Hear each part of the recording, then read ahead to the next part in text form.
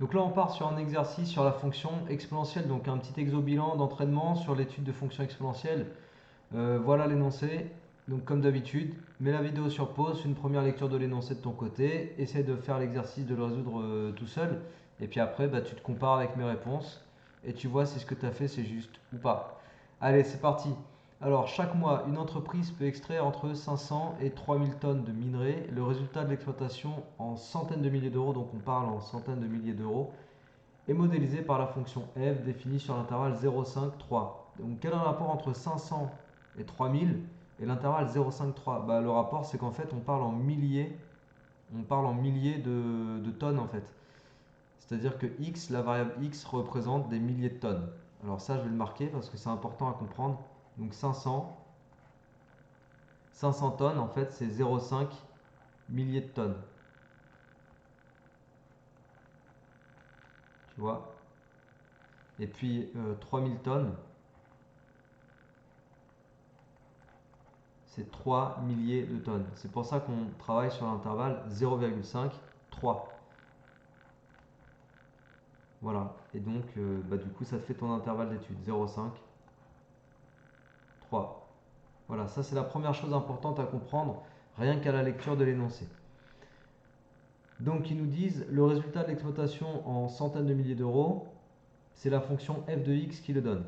Et puis, on introduit une autre fonction qui s'appelle g de x. Et a priori, cette fonction va nous servir à faire l'étude de la fonction f de x, qu'on ne peut pas faire de prime abord comme ça. On est obligé de passer par la fonction g de x. Donc c'est parti.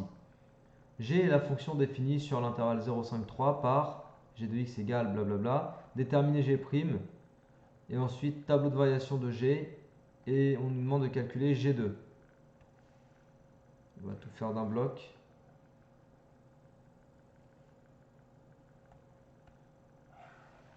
Voilà. Donc, je réécris la fonction g, histoire de me l'approprier. 10 moins 6x exponentielle moins x plus 2. Donc là, en fait, tu vois que sur ces deux premiers termes, tu as une forme u fois v. Et puis après, tu as plus une constante. Donc u fois v, comment on dérive ça? Ben, on dérive ça en allant regarder u, u', v et v'. Donc u, ce sera 10 moins 6x. U', c'est moins 6. Ok, je dérive 10, ça fait 0. Je dérive moins 6x, ça fait moins 6. Ensuite, v, c'est exponentielle moins x plus 2. Et v', alors attention ici, c'est moins 1 fois exponentielle moins x plus 2. C'est-à-dire, j'écris directement moins exponentielle moins x plus 2. Alors pourquoi moins 1? Eh bien tout simplement ici, tu as une fonction de la forme exponentielle u. D'accord? Exponentielle u de x, c'est-à-dire j'ai une fonction dans l'exponentielle. Et la dérivée d'exponentielle u de x, c'est u' exponentielle u de x. Voilà. Et la dérivée de moins x plus 2, donc moins x plus 2, c'est ma fonction u de x. Sa dérivée, c'est moins 1. Tu vois, le coefficient directeur du moins x, là, c'est moins 1. Moins 1 fois exponentielle moins x plus 2. Une erreur classique, c'est d'écrire que la dérivée d'exponentielle moins x plus 2, c'est exponentielle moins x plus 2 parce que la fonction exponentielle ne change pas. Voilà, quand tu dis ça dans ta tête, tu pars directement sur un truc faux. Ok? Et si tu oublies le signe moins ici, c'est voilà, c'est fini quoi. Tu ne tomberas jamais sur la bonne fonction dérivée. Il y aura un problème dès le départ.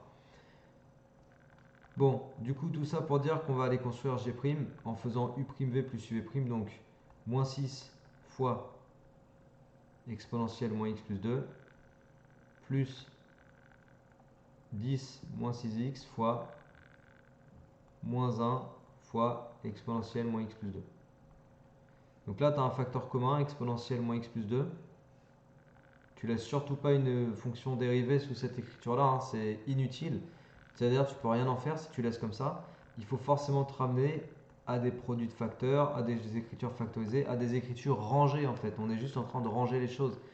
Donc là, j'utilise mon facteur commun pour factoriser l'expression. Et puis il va me rester moins 6 plus ça fois moins 1. Et je range tout ça dans le crochet là, moins 6 plus 10 moins 6x fois moins 1. Et puis là-dedans, je vais développer, réduire. pour que ce soit encore plus net. Donc moins 6. 10 fois moins 1, ça fait moins 10. Et 10 fois moins 6x, ça fait plus 6x. Et moins 6 moins 10, ça fait moins 16. Donc il va me rester exponentielle moins x plus 2 fois 6x moins 16. Je pourrais même encore factoriser par 2 si je voulais, mais bon, ça sera bien comme ça. On va se contenter déjà de cette écriture. Voilà G'. Donc tu sais, G', ils m'ont demandé de la dériver, enfin de trouver G', du coup, pardon, et ensuite de dresser le tableau de variation de G, ça veut dire d'étudier le signe de G'.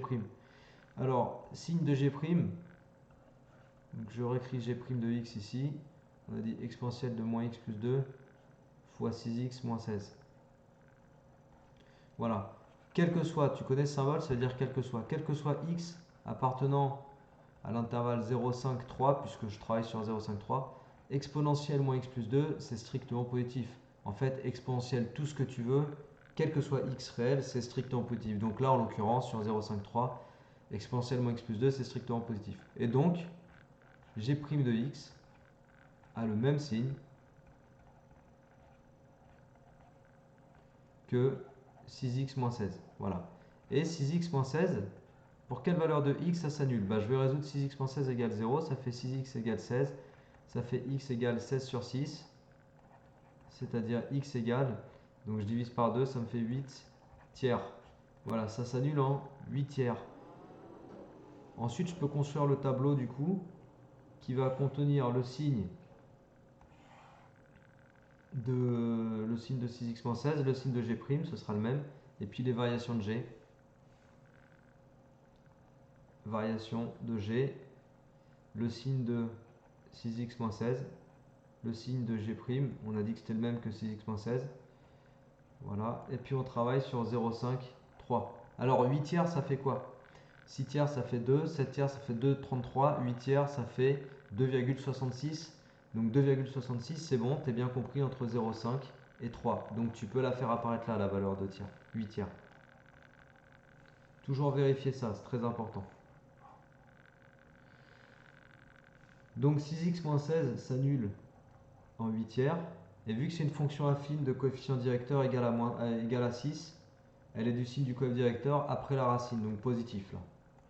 Et puis signe contraire avant, donc négatif là. G' a le même signe. On a écrit cette phrase ici. Et du coup, les variations de G, la fonction G, elle sera décroissante, puis croissante. Ok? Et elle atteint un minimum, là, G de 8 tiers. Alors G de 8 tiers, on va donner sa valeur un peu approximative. Valeur approchée, G de 8 tiers.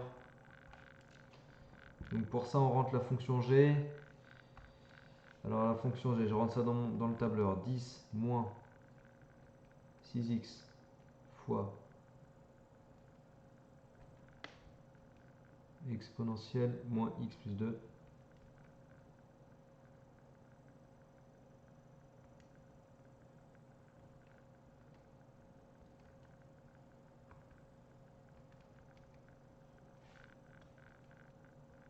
Ça fait à peu près... Je mets la valeur approchée directement parce que voilà, je l'ai calculé à la calculatrice. Ça fait à peu près moins 1,1 environ.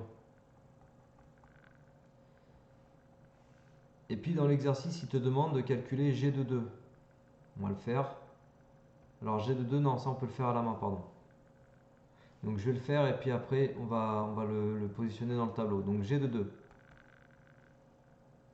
Je te rappelle l'expression de G de x.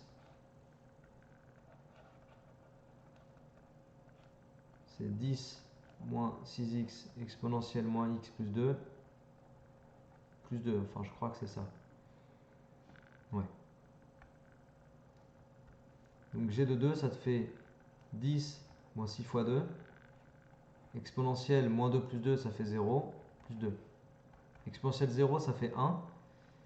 6 fois 2, 12, donc 10 moins 12, moins 2 fois 1, plus 2. Donc moins 2 plus 2, 0. Alors G de 2 égale 0. Voilà, on peut vérifier la calculette si on a peur d'avoir fait une connerie. C'est bon, G de 2 égale 0, tac. Et on va positionner ça dans le tableau. Alors, je te rappelle que 8 tiers, c'est environ 2,66. Donc 2, c'est avant 8 tiers. Voilà, donc G de 2 vaut 0. Et puis on va calculer G de 3. Je le calcule directement à la calculatrice. G de 3, c'est environ égal à moins 0,9. Voilà.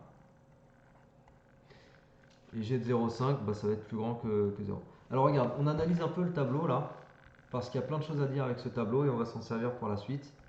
On est sur l'intervalle 0,5, 3.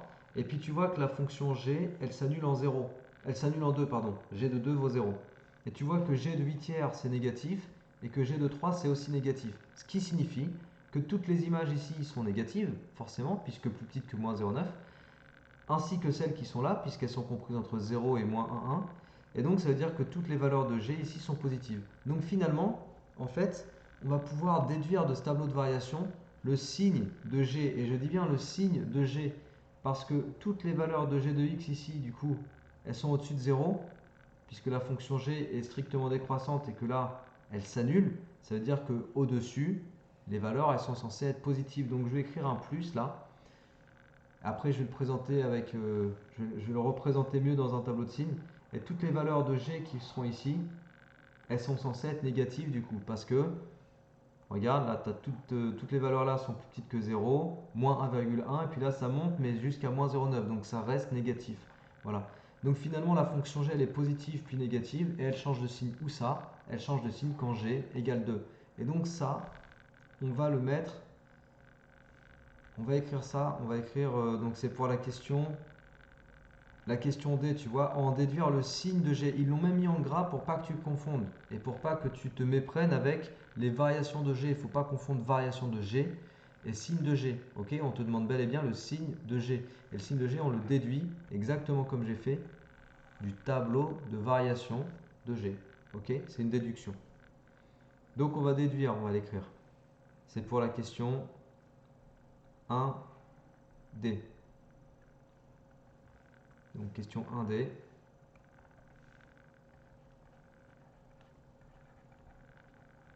Grâce au tableau de variation de Gx et grâce aux valeurs d'image calculées, parce qu'on a calculé des valeurs d'image qui nous ont aidé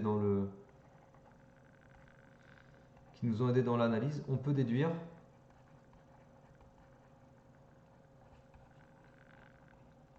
le tableau de signes de G.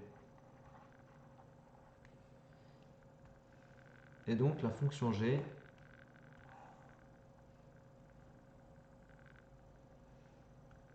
donc signe de G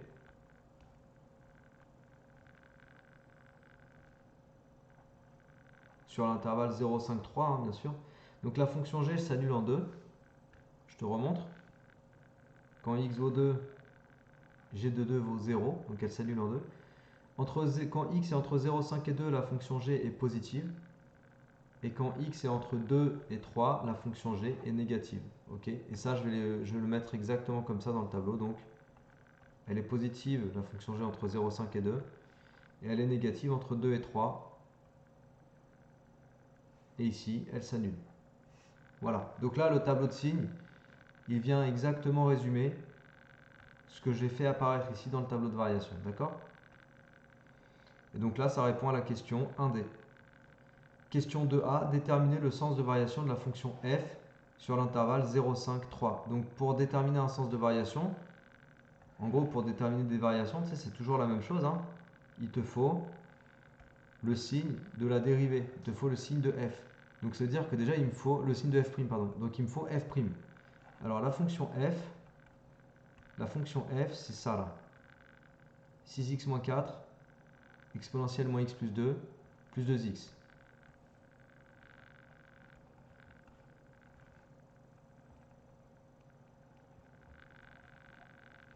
Donc là, tu as quoi? Là, tu as un morceau u fois v. Et puis là, tu as la dérivée de 2x qui va faire 2. Ok? Donc f'. Alors non, je vais préciser d'abord u. u de x, c'est 6x moins 4. Du coup, u'(x). c'est 6, tu vois. V de x, c'est exponentielle moins x plus 2. Et puis tu as compris que V', du coup, je te l'ai expliqué tout à l'heure, c'est moins exponentielle, c'est moins 1, ok, je vais l'écrire comme ça, fois exponentielle moins x plus 2. Voilà. Et du coup, f', ça va donner u'v plus uv', donc 6 fois exponentielle moins x plus 2, plus v' u, donc 6x moins 4 fois moins 1. Je suis sûr qu'on va retrouver g. C'est le but, hein. Si on a étudié le signe de g, c'est parce que ça va très probablement intervenir dans la fonction f', tu vois. Donc là, je factorise, tu m'as vu entourer exponentiellement x plus 2, je factorise par exponentiellement x plus 2. Et dans le crochet, je range tout ce que je n'ai pas entouré, donc 6 plus 6x moins 4 fois moins 1. J'écris ça, 6 plus 6x moins 4 fois moins 1. Voilà, et après je développe dans la parenthèse, je réduis, et puis je regarde ce qu'il me reste. Donc 6x fois moins 1, ça fait moins 6x, et moins 4 fois moins 1, ça fait plus 4. Donc 6 plus 4, 10, et effectivement... Ah pardon, attends, tu avais peut-être noté, je sais pas si tu avais fait gaffe, j'ai oublié de dériver le plus 2x là. Je me suis occupé que du u fois v, donc là j'ai un plus 2 à la fin. Un plus 2 que je ne peux pas factoriser, hein, qui reste là. Voilà, c'est bon, tout va bien. Alors, dans la parenthèse, j'étais en train de te dire que 6 plus 4, ça fait 10. Donc il te reste 10 moins 6x, puis après plus 2. Et oui, effectivement, je retrouve bien la fonction g. G, ouais. Ça, c'est g de x, hein, tout ça. Je vais te remontrer si tu veux dans l'énoncé, mais 10 moins 6x exponentiellement x plus 2, c'est effectivement g de x. Voilà. Donc f' égale g de x. Et puis ça tombe bien parce que g de x, bah, g de x, on a établi son tableau de signes. Ça veut dire que du coup, j'ai le signe de qui? Bah, j'ai le signe de f'. Tout simplement, f' a le même signe que g de x, bien sûr. Et ça me donnera les variations de la fonction g, de la fonction f. Donc on est sur l'intervalle 0,5, 3. On a dit que g de x changeait de signe quand x est égal à 2, que c'était positif puis négatif. Ok, tu te souviens, c'est ça là, c'est notre tableau ici. Signe de g. Attends, je suis perdu là. Ok, ici. Donc signe de g. Du coup, j'ai le signe de f'. C'est le même, forcément. Je vais mettre une ligne comme ça, voilà. Signe de f', bah, ça sera le même, f' de x. Donc positif, négatif, et ça s'annule en 2. Et puis du coup, bah, les variations de f, ça fait donc une fonction qui est croissante, puis décroissante. Et son maximum, il est atteint quand x égale 2. Voilà. Et donc pour la dernière question, on te demandait de déduire la quantité de minerai à extraire pour obtenir un résultat d'exploitation maximum. Bah, le maximum, il est atteint quand x égale 2, donc 2000 tonnes. Et puis ça, c'est une interprétation directe du tableau en fait, hein. Voilà, donc le maximum, voilà, je vais écrire f de 2. Et puis on écrit tout simplement le maximum de f est atteint quand x égale 2. Donc entre parenthèses, j'écris 2000 tonnes de minerai, quoi. Voilà, ça c'est pour l'interprétation de la question. Donc on te demandait juste de déduire la quantité de minerai à extraire. On ne te demandait pas forcément de calculer le maximum, ok? Donc je ne le fais pas.